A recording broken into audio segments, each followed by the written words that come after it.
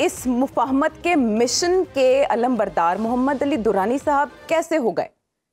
मोहम्मद अली दुरानी साहब जो है हमारे बड़े अच्छे दोस्त हैं, लेकिन एक ब्रिज बिल्डिंग के लिए कोई ना कोई शख्सियत, कोई शख्स की या शख्सियात की ज़रूरत पड़ती है।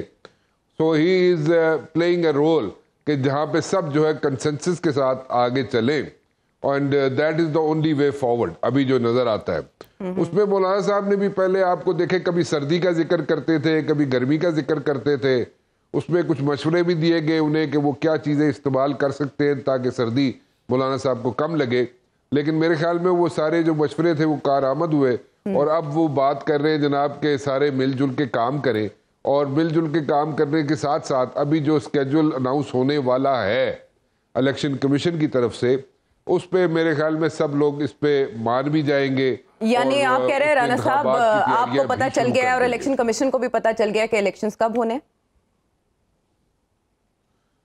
मैनू तो नहीं पता चलता जी, मैंने तो खबर मिलती है। मैनू तुसी आयशा जी फसा ना दिया। नहीं, आपने एकदम आपने आज कहा है, इससे पहले तो आप कहते थे उन्हें पता ही नहीं। आपने कहा स्केड्यूल का ऐलान होने वाला है। आप इतनी सियाणी क्यों है, मुझे ये नहीं समझ आई। अल्लाह की देन है, बिल्कुल अल्लाह की देन है। राना साहब बताएं कब तक ऐलान हो जाएगा? हाँ, कभी आपने करने नहीं दिया राना साहब। राना साहब बताएं कब तक ऐलान हो जाएगा? मेरी बात सही है मेरे ख्याल में। देखिए बात यह है कि अभी जो ऑब्जर्वर्स हैं, जो ऐसे let me put it this way, जो इंतखाबात को मॉनिटर करने के लिए, मॉनिटरिंग करना इज अ डिफरेंट थिंग, लेकिन observers is a different thing. Observers जो है उनको इनवाइट भेज दिया गया है, और ऑब्जर्वर्स में इस बार वो भी आपको मैं शेयर कर लेता हूँ खबर है।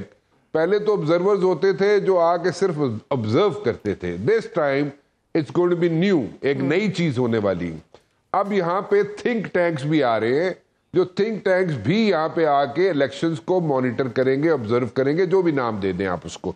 हालांकि मुख्तलिफ चीजें, monitoring is a different thing, observation is a different thing, लेकिन इस बार थिंक टैंक्स भी दुनिया से आ रहे हैं, वो भी आके यहाँ पे इलेक्शंस को यहाँ पे देखेंगे, उसको जनाब बिल्कुल ऑब्जर्व करेंगे कि किस तरीके से इलेक्शंस हो रहे हैं। So the invites have been extended, and so much so I personally think कि सबसे बड़ा जो थिंक टैंक है, मेरे ख्याल में, मेरे अंदाजे के मुताबिक दुनिया का सबसे बड़ा जो थिंक टैंक है, जो रैंड कॉरपोरेशन है जो कि अमेरिका में है, वो भी, उसको भी इनवाइट चला गया हुआ है, वो भी आ रहे हैं यहाँ पे, और वो भी आने के लिए तैयार है, which is a new thing. उसके साथ साथ और भी यहाँ पे थिंक टैंक्स है, वो भी आ रहे हैं। और जब इनवाइट भेज दिया जाता है तो फिर आपको भी पता है, मुझे भी पता है कि स्केड्यूल जो है इट्स ऑन द कार्ड्स। अब ये जो यहाँ पे हमारे यहाँ पे पाकिस्तान के अंदर जो पॉलिटिकल पार्टीज हैं या लीडरशिप्स हैं, उनको एक पेज पे लाना बहुत ज़रूरी था।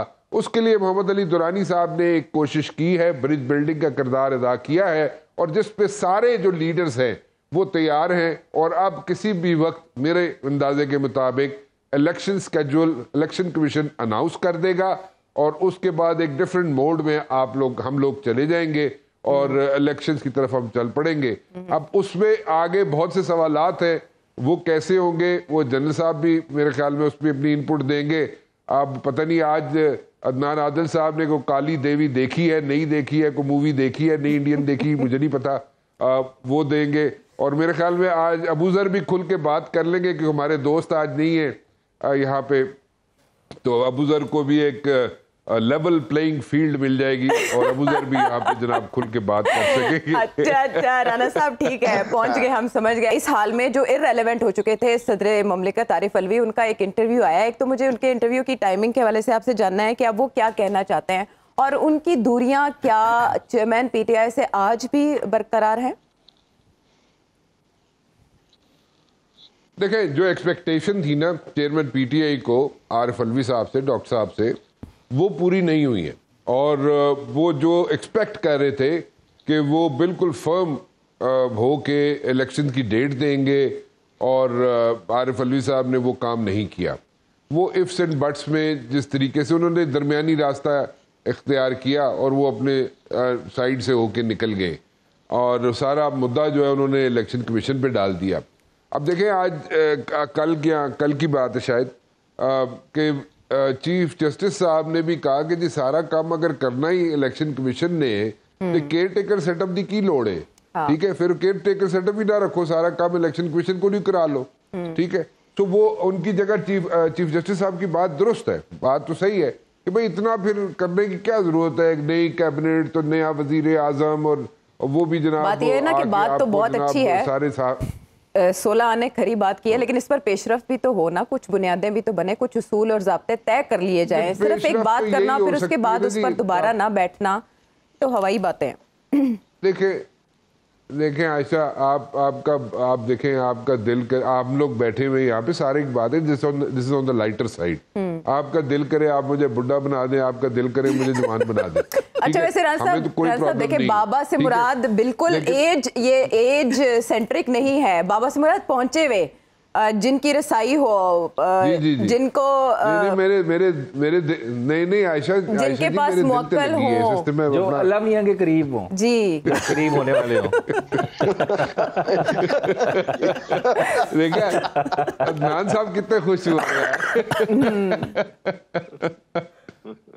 अच्छा, नहीं ये नहीं हो सकता, हो नहीं सकता, इट्स नॉट पॉसिबल।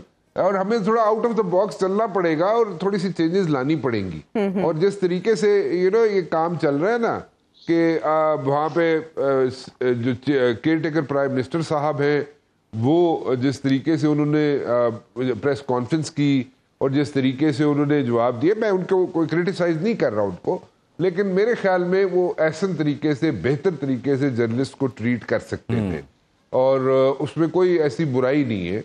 और अगर उनको बेहतर तरीके से ट्रीट करते तो उनका बड़ापन था। वो एक केयर टेकर प्राइम मिनिस्टर है और फिर वो उनको एक अच्छा, मतलब जर्नलिस्टों को भी अच्छा लगता। बाद में भी जब वो ऑफिस में ना होते तब भी जर्नलिस्ट उनके साथ मिंगल करते, उसको उनके साथ उनकी इज्जत करते, अभी भी करते हैं उनकी इज्जत। लेकिन द पॉइंट इज कि मेरे ख्याल में इट वाज अनकॉल्ड फॉर, जिस तरीके से उन्होंने डील किया जर्नलिस्टों को, स्पेशली लेडी जर्नलिस्ट को। वो anyway, that's a separate thing. अच्छा, ये बता दें, IMF की टीम 2 नवंबर को आ रही है, जायजा प्रोग्राम तसल्ली बख्श रहेगा उनका ये विजिट? राना साहब, एक चीज़, ये इंटरिम पीएम पे राना साहब ने एक बात की। राना साहब, वो with all due respect to interim PM, आपको याद होगा इब्राहिम लिंकन ने कहा था कि nearly all man can stand adversity, but if you want to check the character of a person, give him power. Abu Zar को ना कॉलेज में याद किए हुए सारे मुहावरे याद है सब, इसलिए अरे वकील का जब हाफजा ही ना हो तो वकील किस काम का है? नहीं, सिर्फ नहीं वो अबू ज़र को सिर्फ ये चीजें याद नहीं है, ये अबू ज़र को हलवा भी याद है कि हलवे के अंदर बम नहीं फटता। अबू ज़र को सारा दिन राना साहब बताएं, IMF की जायजा टीम आएगी तो कोई बम तो नहीं फटेगा पाकिस्तानी अवाम के सर पर? जायजे के हवाले से सारी तैयारियां। मेरे ख्याल में आपको नहीं, मेरे ख्याल में आपकी जो गैस की कीमत है उसमें 200% के करीब इजाफा हो जाएगा। आपके थोड़ी सी चीजें और थोड़ी सी टैक्स नेट पे थोड़ा सा असर पड़ेगा। थोड़ी सी और 1-2 चीजें हैं जो अभी तक फुलफिल नहीं हुई, वो थोड़ी सी उनको एड्रेस करने की जरूरत है। और मेरा जाती ख्याल ये है कि सारी चीजें जो है ये इलेक्शंस के रिजल्ट से पहले जो भी करना है वो पहले किया जाएगा, ताकि नई जो हुकूमत आए और जो मियां नवाज शरीफ साहब की अगर हुकूमत आ रही है जैसे कि नजर आ रहा है, तो उन पे बोझ ना पड़े, उनके ऊपर जिम्मेदारी ना पड़े। तो जो कुछ भी होना है वो केयर टेकर सेटअप ही कर ले तो वो ज्यादा बेहतर।